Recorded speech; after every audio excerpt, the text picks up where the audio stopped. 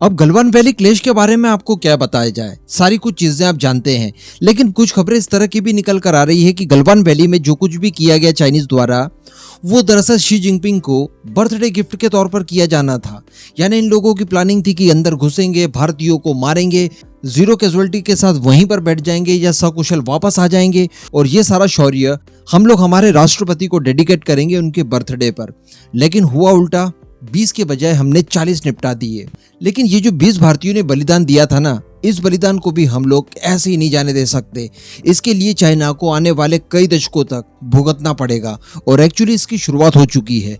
हम लोगों ने चाइना के ऊपर वो सारी कार्रवाइयां की जिसके बाद दुनिया ने जाना कि चाइना की एक्चुअली कमजोर नस है क्या। क्योंकि बदले में जब हम लोगों ने चाइना के 40 मार दिए तो चाइना को कुछ फर्क नहीं पड़ा, उसने स्वीकार तक नहीं किया। इतनी पॉपुलेशन है, क्या फर्क पड़ता है 40 मार दिए तो। लेकिन आप थोड़ा सा सोच कर देखिए कि जब हमने टिकटॉक बैन किया तो इसका कितना ढिंडोरा पीटा गया चाइना के द्वारा। चाइना ने लगभग सभी मंचों पर जाकर रोना रोया।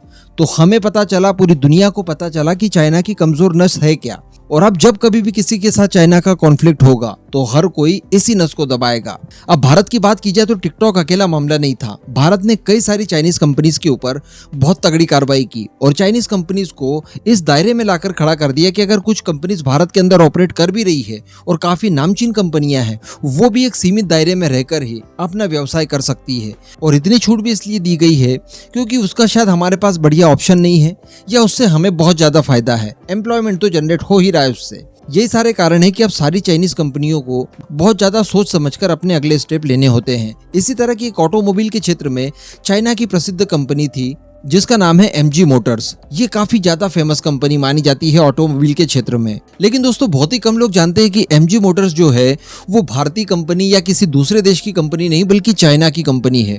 और इस कंपनी का पेटेंट सेग ग्रुप के पास है जो कि शुद्ध रूप से चाइनीज कंपनी है। अब दरअसल इनकी सेल्स काफी ज्यादा है और ये अपनी सेल्स को दोगुनी लगभग करने के लिए गुजरात के अंदर एक और मैन्युफैक्चरिंग प्लांट सेटअप करना चाहते हैं ताकि इनकी पोटेंशियल मैन्युफैक्चरिंग में काफी ज्यादा बढ़ जाए और भारतीय मार्केट में अपना दबदबा बनाया जाए। साथ ही ये लोग अब EV के क्षेत्र में भी उतर रहे हैं, इलेक्ट्रिक व्हीकल्स के।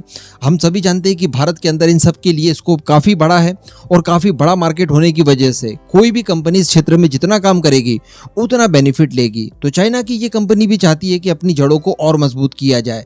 लेकिन समस्या वही आ गई, गलवान वैली वाली इंसिडेंस। क्योंकि इस इंसिडेंस के बाद चाइनीज कंपनियों के ऊपर स्पेशल ध्यान दिया जा रहा है और इन्हें काफी ज्यादा सीमित दायरे में ही बिजनेस करने दिया जा रहा है। तो बताया जा रहा है कि भारत की ये सारे प्रतिबंध लगा देने की वजह से इस कंपनी के अंदर अब चाइना से इन्वेस्टमेंट नहीं आ पा रही है। और अगर इन्वेस्टमेंट नहीं आ पाएगी तो आप समझ सकते हैं कि ये कंपनी अपना एक्सपांशन नहीं कर सकती। तो अब बताया जा रहा है दोस्तों कि ये कंपनी इतनी ज्यादा मजबूर हो गई है कि MG मोटर इंडिया के ये 45 से लेकर 48% शेयर बेचने के लिए तैयार है। यानी कोई भी भारतीय कंपनी आए जिसके अंदर इतनी क्षमता है जो कि MG मोटर्स के 45 से 48% शेयर खरीद सकता है, वो आकर खरीद ले। उसके बाद इस कंपनी को जो कि MG मोटर इंडिया के नाम से रजिस्टर्ड है उसे इंडियन कंपनी बताया जा सकता है कि देखिए 48% तक शेयर इंडियन कंपनीज के पास ही है। तो उसके बाद होगा ये कि निवेशक इस कंपनी के अंदर बड़ा निवेश कर सकते हैं। निवेश करने के बाद इस कंपनी के पास पैसा आएगा और उससे ये अपनी मैन्युफैक्चरिंग को एक्सपांड करते जाएंगे। तो वैसे ये काफी लंबे समय से चल रहा है, इस बात की खबरें मार्केट में काफी लंबे समय से आ गई थी कि MG मोटर्स अपने ज्यादातर शेयर्स बेचने के लिए तैयार है। लेकिन दोस्तों उस समय ऐसा लग रहा था कि केवल 1 या 2 कस्टमर्स ही हैं जो कि MG मोटर्स के शेयर्स खरीदने में इंटरेस्टेड है, जिसमें महिंद्रा एंड महिंद्रा का नाम सबसे प्रमुखता से लिया जा रहा था।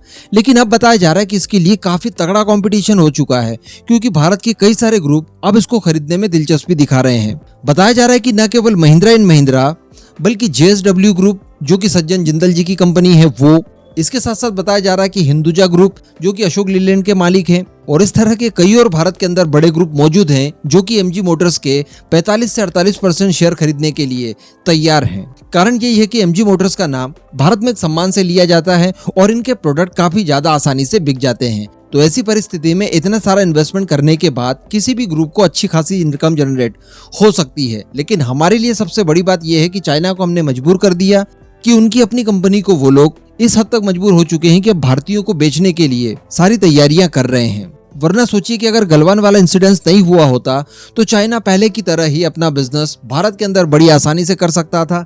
जितना उसे चाहिए था उतना एक्सपांशन कर लेता और इसके चलते शायद वो भारतीय प्रोडक्ट तक को दबा सकता था। लेकिन अब ऐसी कोई भी परिस्थिति हमारे सामने नहीं आ सकती, क्योंकि हमने चाइना के हाथ बांध दिए हैं।